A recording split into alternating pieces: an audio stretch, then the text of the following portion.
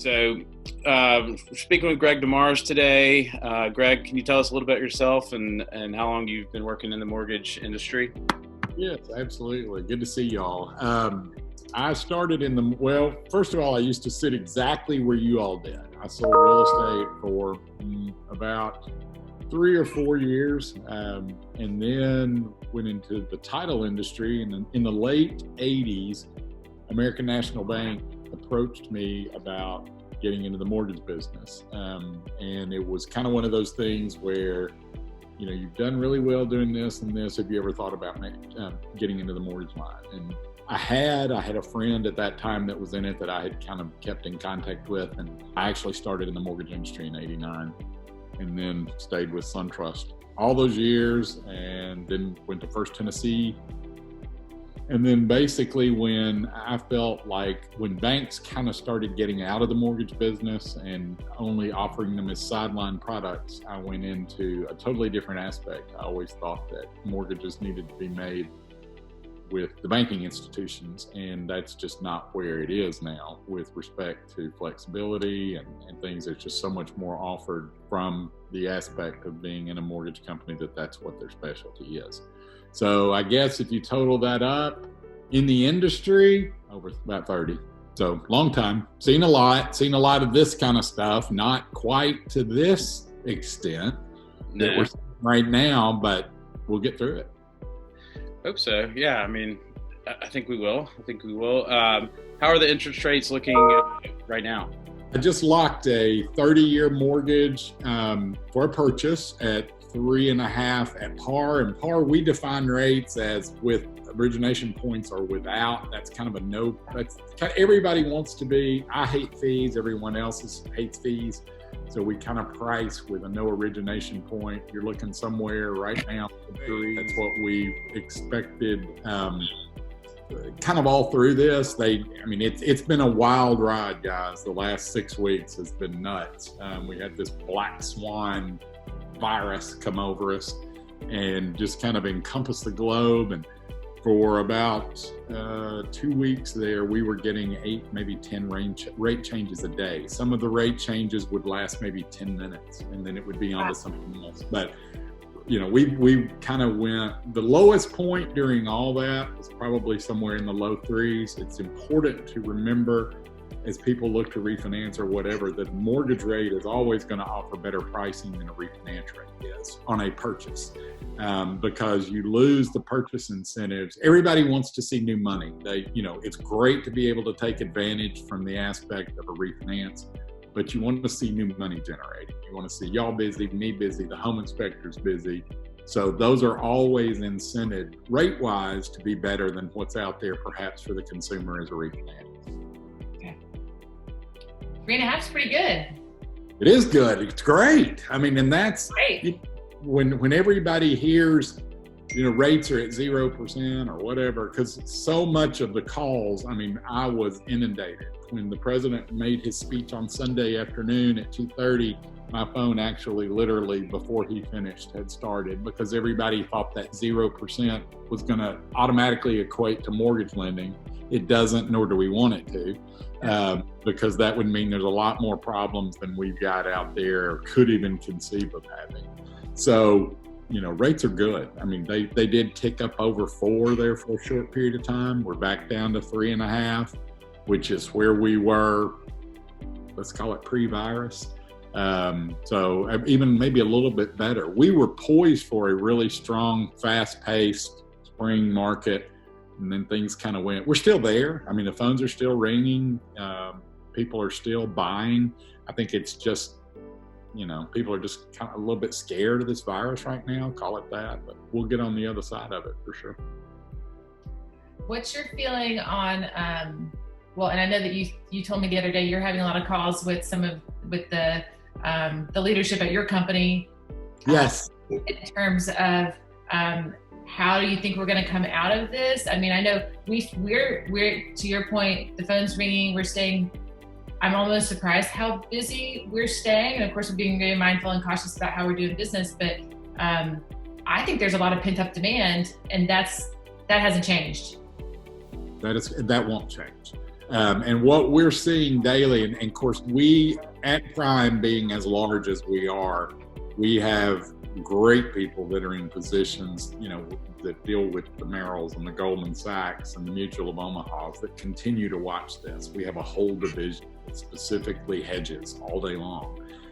Prime closes loans in our name, and then we fund them after the fact. So we got to know kind of what's out there. We're contacted. They're constantly contacting us daily, getting a feel for how are the calls, what are you hearing, what are you seeing, and of course, watching that pipeline. My pipeline is crazy busy. I am surprised a little bit, I guess, in the grand scheme of things, the things that you can't change that they point out and that I'd like to point out. We live in a strong market. Chattanooga has made every list of anything that could have a potential list on it with respect to what's the hot city, those type things. Then before we went into this, you look at, we had a housing shortage. We live in a great market. Our price point in Chattanooga is low compared to these other cities that made this list with us. When this thing ends, and it will end, we've got to get on the north side of this virus. People want to make sure they're safe. And, I say this cautiously. I do feel like there's been a lot more. I think it's good that we're being as protective as we are and as cautious as we are, but I'd say if we're doing anything, we're hedging on being overly cautious. And that's good. But when all these things are said and done and we are back to normal or somewhat a sense of normalcy, we've still got a housing shortage in Chattanooga. We've still got a great market. So these things aren't going away. I think we've kind of experiencing this little bit of a dip where everybody finds a new footing and decides, we got to get well, we got to, be able to feel like we can go out and eat dinner again at a restaurant or whatever. But when that's all said and done, we still got a housing shortage. We still have a low price point compared to other places. One thing too that one of our high ups pointed out that I thought was kind of neat and kind of a different thing is, as the big cities, the Philadelphias, the Chicagos, the Seattles, the Atlantas, are seeing that they can work and they're working remotely from home, maybe these people are going to say, hey, I don't like this big city anymore, and I can work from my home and for my same company wherever.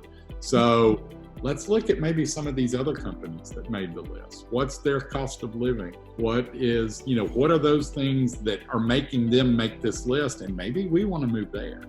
So, our price point, guys, is crazy compared to when you talk to these other big cities.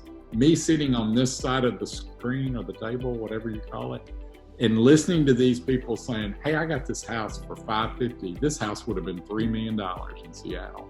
Those things aren't changing. So we just got to stay ahead, stay prepared, give people that assurance that they're looking for, certainly. I think, I hate to say business as usual. I think all three of us here are fortunate in that we've been in it a long enough time that, people trust us, they come to guidance from us, and just continuing to do what we do best. I think we were already seeing, obviously, people come into town for various reasons, like you were just speaking of the outdoors. Mm-hmm. I know we have a client that you helped a couple of times that moved here from San Diego, and yes, and other places too. We've seen California, we've seen Texas, we've seen DC, Chicago, Virgin Islands. Also, Virgin Islands. Also, the fast internet. To your point about people working remotely from anywhere, it's like we've got the fastest internet, and so we've seen a bunch of young tech startups. So not to interrupt you, Davey, but it's been that was already happening, and now it's going to be. And that's not going away. That's important. We've got this virus that we've got to get over. Of course, didn't help this weekend that we had Mother Nature decide to put her spat in and start this feud between them. But, all this stuff we'll get over. The sky is not falling, even though sometimes it feels like it could be. We're in great shape, and there's nothing that can take away from the market that we are having right now, the strong sales, the great price point and, and a shortage. I mean, the good thing, what they're pointing at is now maybe instead of 13 offers working on multiple offers on a property, maybe there's 3. Rates are great, but maybe for a while the buyer's going to find a little bit easier time getting what they want, finding what they want, and being prepared. Now is the time, and what I'm seeing a lot of agents doing too is people just can't find anything right now. I mean, we're still having that problem. I mean, I've got a list of people that are looking for stuff that are already working with the agents. It's just not there. So we had that one yesterday that I believe you spoke to our clients that in Chattanooga ended up having 5 offers and 5 offers. I'd say in a different time that might have been 8 or 10, but still 5 offers. Yeah, exactly. And that's what we're seeing everywhere. That's what we're seeing everywhere. Be positioned, be ready. Don't not buy just because we're in a coronavirus pandemic. I mean, that's gonna stop. I mean, we're already, China's couple of months ahead of us. They're already back to normal. Apple's already done their things. They've opened back up. I mean, our cases are slowing down. It's just, it's time to buy. I mean, we're still in the spring. We're still in a great market, and we're still, people got to move. We're looking a lot more off market too. To your point about people not being able to find stuff is, we've got a list of clients that are looking, and we are proactively, we had actually just hired a second employee right before this started. And so now we've got their available time. That's, a resource that we can use to leverage to be out there just beating the bushes and mailing letters and trying to find people who may be willing to sell. So we're showing an off-market house this afternoon. So I think that's, that's where it's at. I mean, because a lot of my stuff right now that's pending are offers that people, hey, it's like, I'm not really going to put my house on the market right now because I don't want 48 people traipsing through my house, but I'll sell it. Right. And so once they get that word out to their agents and to the agents that they're working with, then people can kind of swoop in and get what they want. But it's sometimes I feel a little bit, I don't guess the word's guilty, but it's like, we're swamped. I mean, in the last 6 weeks, I will have closed over $12 million in loans. That's a lot for 6 weeks. Yeah. So, and some of those, but the positive thing is maybe 30% of those are refinances. And I'm thrilled that people have been able to refinance. But once again, what we're driven by, what all of us are driven by, and what the economy is driven by, are those new purchases. So that's where we just, make sure the customer is knowledgeable, make sure that they know, to get pre-approved and that they're ready to go when that house comes up, because it's going to come. We're at spring. So I think there's going to be my opinion, and it's strictly an opinion, when this is all said and over, I think people are going to be so anxious to get out. I think they're going to be looking for it. I think they're going to be doing, hey, I'm sick of this house. I want to go get quarantined in another house. I think that people are going to start. Yeah, or maybe we've realized during this that we need a great room, or we need more separate spaces, or we need something, we want a pool. So I think all these things are going to add up just to continue to drive the market. How are you guys handling, I know since we've closed a lot of deals with you, you always, and we always appreciate you and Kirk, or both of you guys being at the closing table. It's always nice to put a face with the guy that's lending the money. But so how are we handling that situation right now? And I'll address that once again from a personal perspective. That's been tough for me because I realized through all of this that what has made me constantly love my job is the interaction with y'all and with that customer, that even though a lot of this can be done online and you can do a lot of it, I like that last minute face-to-face, and I've missed that. So what we're trying to do at this point, and Prime was way ahead of the curve once again on that, probably 90% of the documents are going now to what we term e-sign. So the customer can preview, and there's things that I think, guys, that we will adapt from this and adopt, And I think we'll use them going forward, because right now, as I said, they get the majority of their closing documents. Well, in my case, and y'all know I'm always early, several days before that closing comes. So they can go in and preview all that. Any questions they have, it's, you talk about a great privacy thing. I mean, it's awesome. They review all their documents. They can preview them, but they cannot e-sign them until the actual day. So I go into this big spiel about y'all go on and review it. Any questions, go on and ask me. Let's address anything right now. On the day of closing, on midnight, the day before. So let's say I've got a closing, I do several tomorrow. After midnight tonight, that customer can go in and actually e-sign their documents, even though they may have had them days in advance. Right. And they've been able to review them. They can e-sign them tonight. Have to be e-signed on the day of closing. The only thing that they go to the title company for are those documents that require a notary, meaning that closing agent has got to notarize that deed of trust just so they can, that's it. That's really the only thing they have to go for. At some point, that will even be able to be offered remotely. I mean, we can already do that. The title companies here are getting there, but they're not there. We're there in other cities.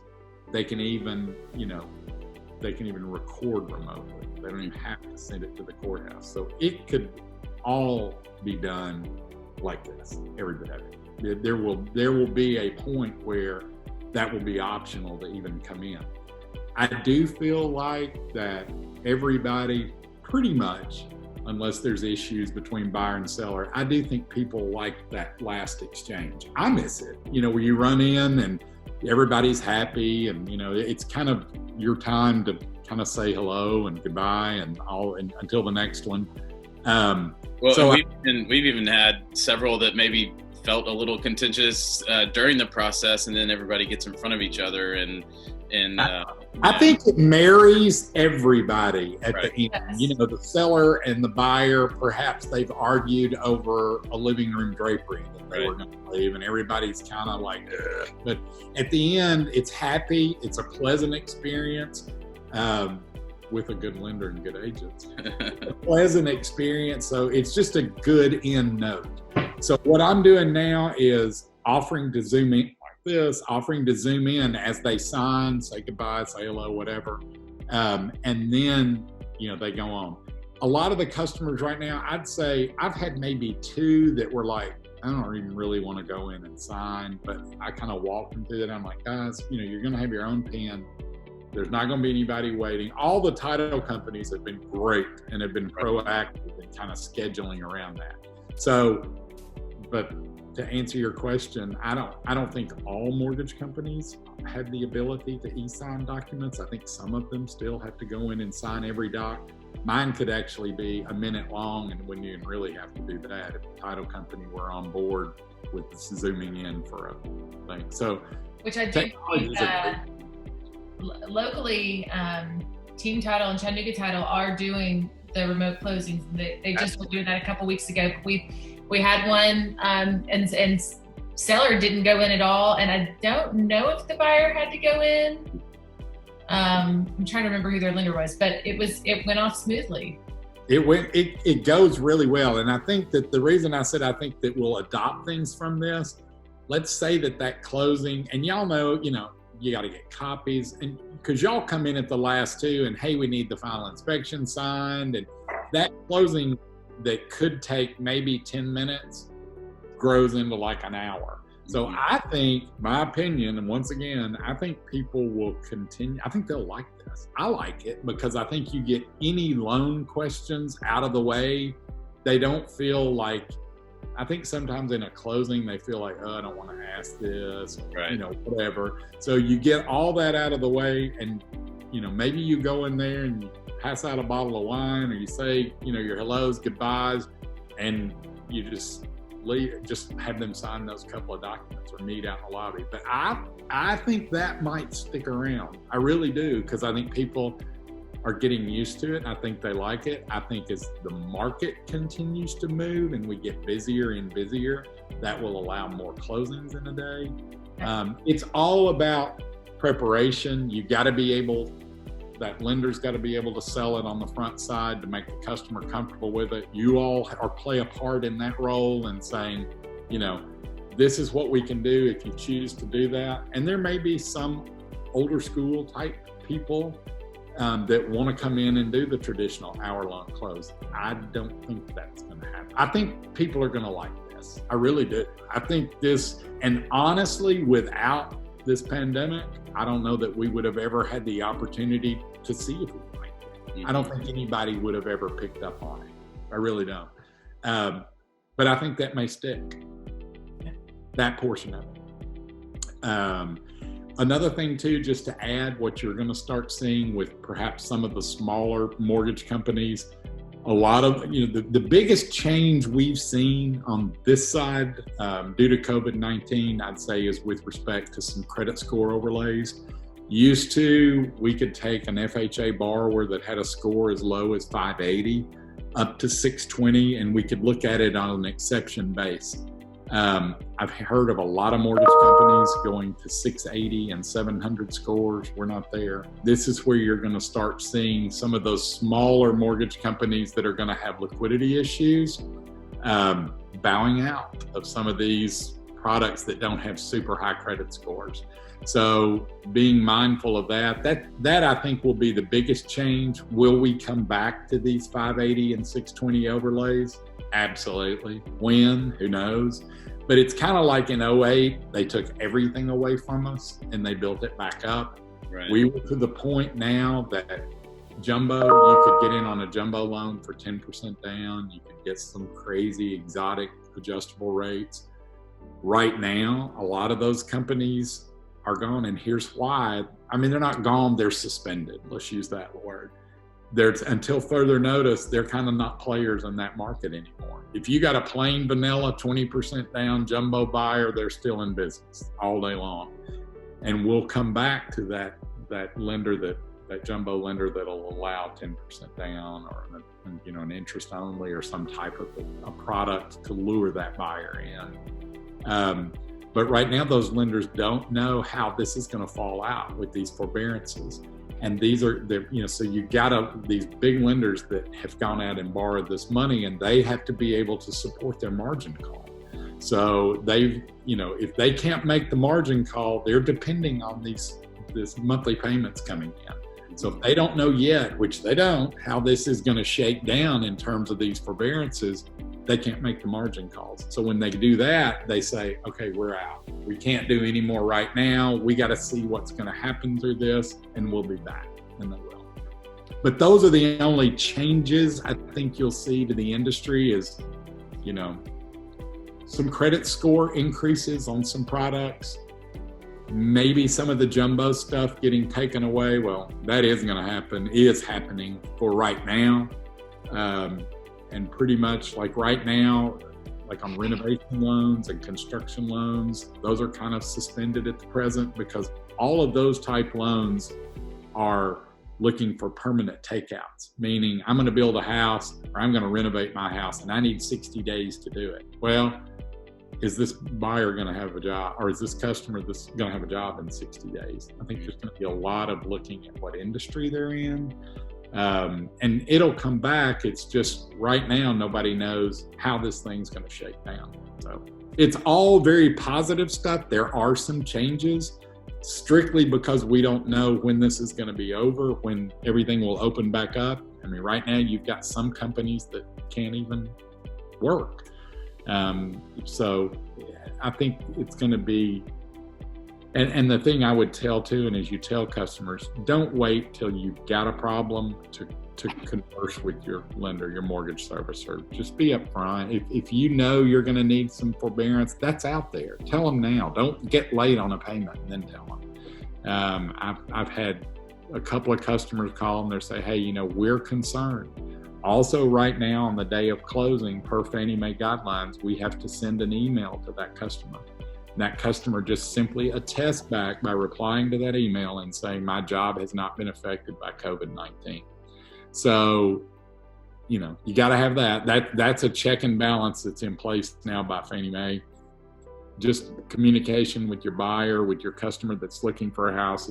if they know, or if you get wind that they've got anything that could be different with their situation until they're ready to close, they need to let them know now. Because the last thing we don't want is somebody coming up at closing and saying, wait a minute, my hours have been cut due to this temporarily.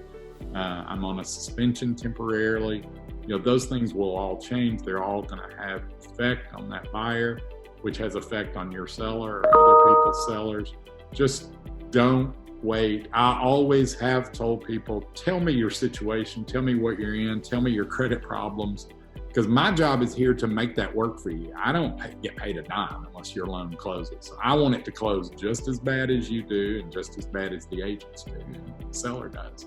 So just being mindful, being upfront, and addressing any concerns that you have. Really good advice. Really well said.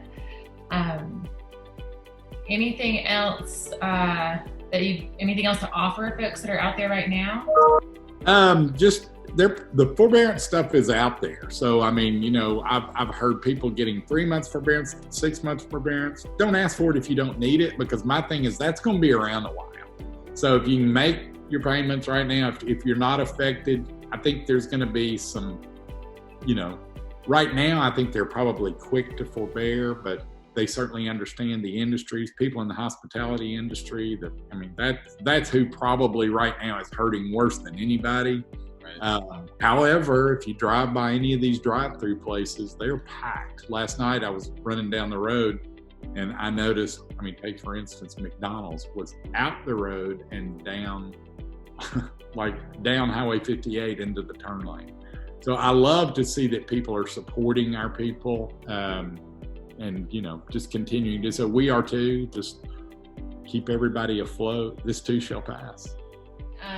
We are just thankful as always to our clients, and I'm thankful that we've got a really strong team in place, including Greg. All about team, guys, and it's all about knowing how the other works. It really is, and just whoever your teammate is, just make sure you're with them and keep apprised of these things. I think these things are really great, especially with us. And anytime there's new happenings or new occurrences, to circle back in. I think people just kind of want to know, I'm out there, I'm keeping a pulse on the market.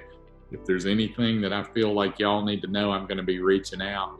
But right now, it's business as usual. Yeah, there's a couple of things we got to look through where y'all typically aren't affected by that market as much as some other people might be.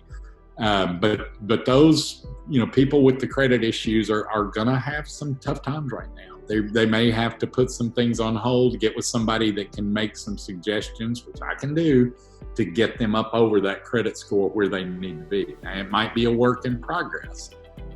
Where we got to say, hey, we got to get you up over 620 or to a 640 score, versus when I could do something for them when we were just trying to make a hump of 580. Mm-hmm. It will come back. It's just right now that's not there for them. Right. Well, Greg, thank you. You're welcome. Thank y'all. Yeah, this is cool. This is a Y'all just keep me posted. Let me know anytime I can do anything for you. Okay, thank you so much. Thanks a lot. Bye-bye. Thanks, Greg. Bye. Bye.